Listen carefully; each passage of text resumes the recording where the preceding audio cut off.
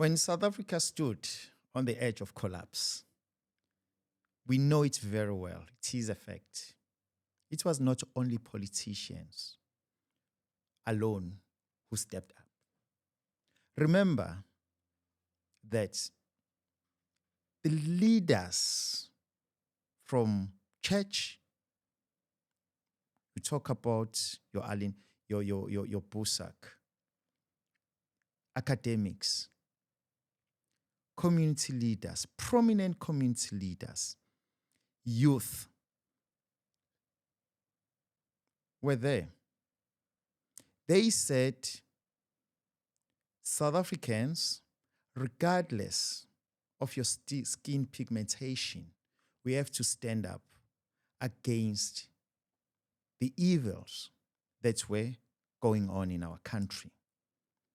We were almost right at the center of the civil war. The white academics and the business community, white business community, decided to leave South Africa and engage ANC in foreign lands. One of the most significant conference or dialogue happened in Dakar, in Senegal. It was between the Afrikaners and the African National Congress. Those dialogues were meant to save South Africans, regardless of skin pigmentation. Those dialogues were not about power, but for the future, for the children who will inherit this land.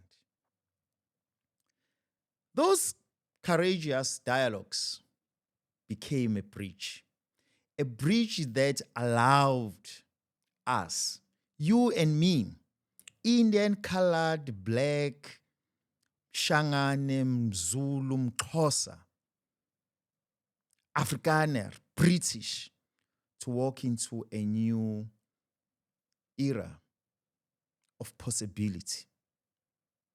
And that was 1994. But today, that bridge is burning. We are back in the 80s. We are back in the 70s.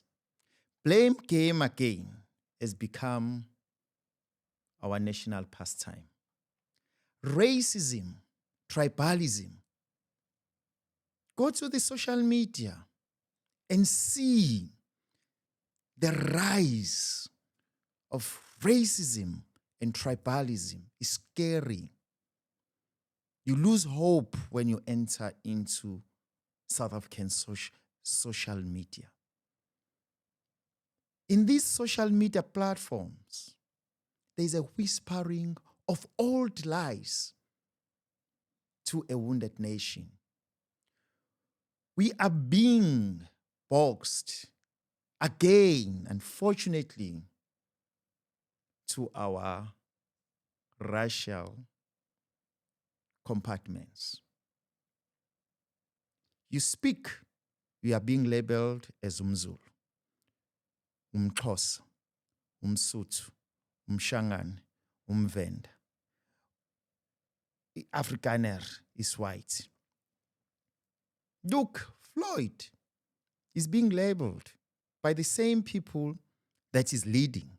So as Cyril is being labeled by the same people that is leading.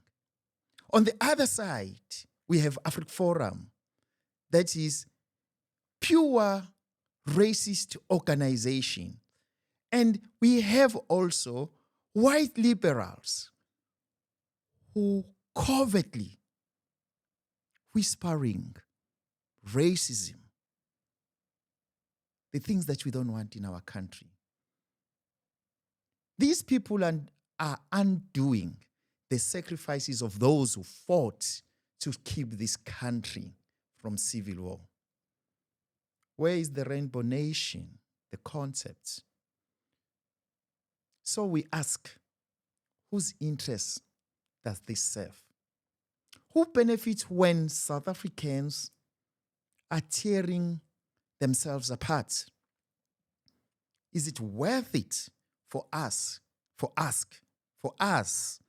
ask Donald Trump to intervene into our affairs? We are supposed to be ashamed of ourselves that we can't sit around the table and solve our problems. But we source our intelligence, our innovation to outsiders to come and dictate on what we are supposed to do as South Africans. In a way, we are handing over the sovereignty of this country to foreigners. Trump is a foreigner. But Mr. Verwoerd, Van Vuren, Smith, who's a South African, is not a foreigner. So as well as Umnguni, Mtaunge, Ukhumalo, Ujanji, yes. These are the South Africans who are supposed to sit around the table and close door and not allow Trump to come inside and dictate on how do we create this social cohesion and how do we take this country forward. In Xubera, we refuse to be silenced and watch what is happening in our country.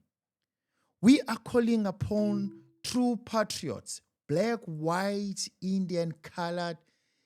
If you care about the next generation, this is your fight too. Certain people before us fought for us. Why are we selfish? Why are we becoming so selfish to fight for the next generation? Why? What makes us to be so selfish? For 2 decades, Xubera has been sounding alarm, discussing the challenges that now stare us in the face. We were ignored. But the time for "we told you so" is over. Now it's time to act. We have to come together.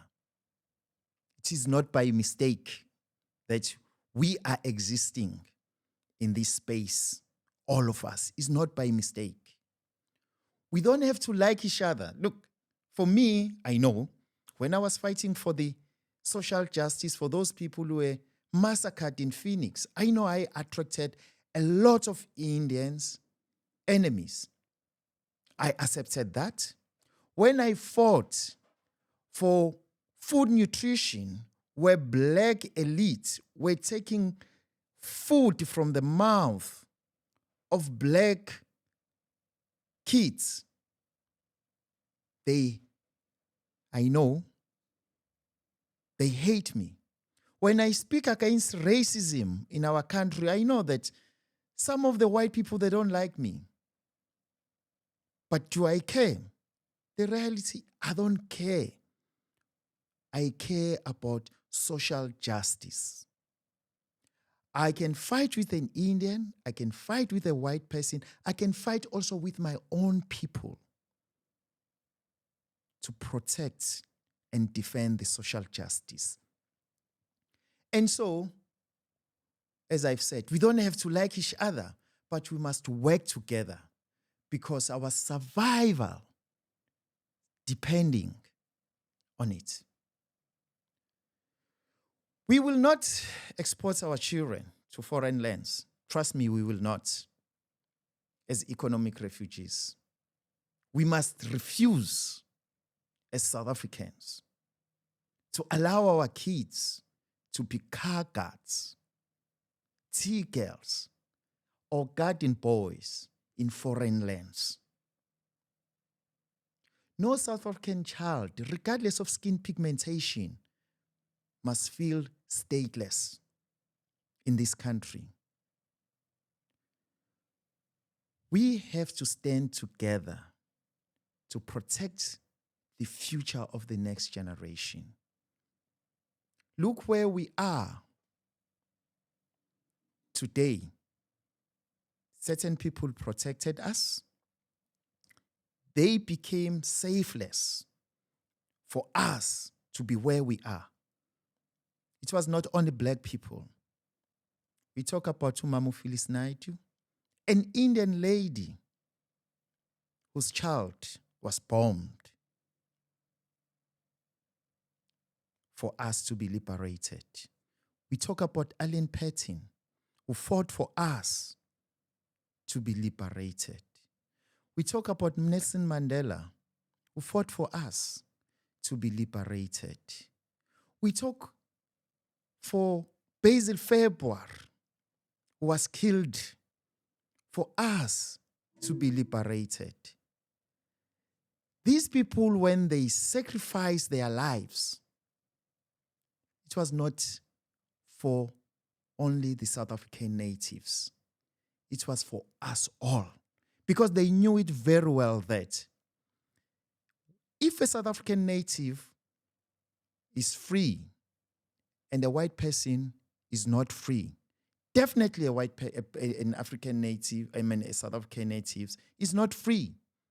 And so they shed blood and they offer their lives for us all to be free, for you and me to share this space in harmony, to empower each other. Why are we selfish? Why don't we want the next generation to enjoy the fruits that were handed over to us by our predecessors? And so I think we as South Africans, we need to have a dialogue that seeks to unite us than the one that divides us. Let's protect the next generation. Let's say whatever we do is for the next generation. South Africa is a country that is got serious potential. We are a blessed country. Let's protect those blessings as South Africans.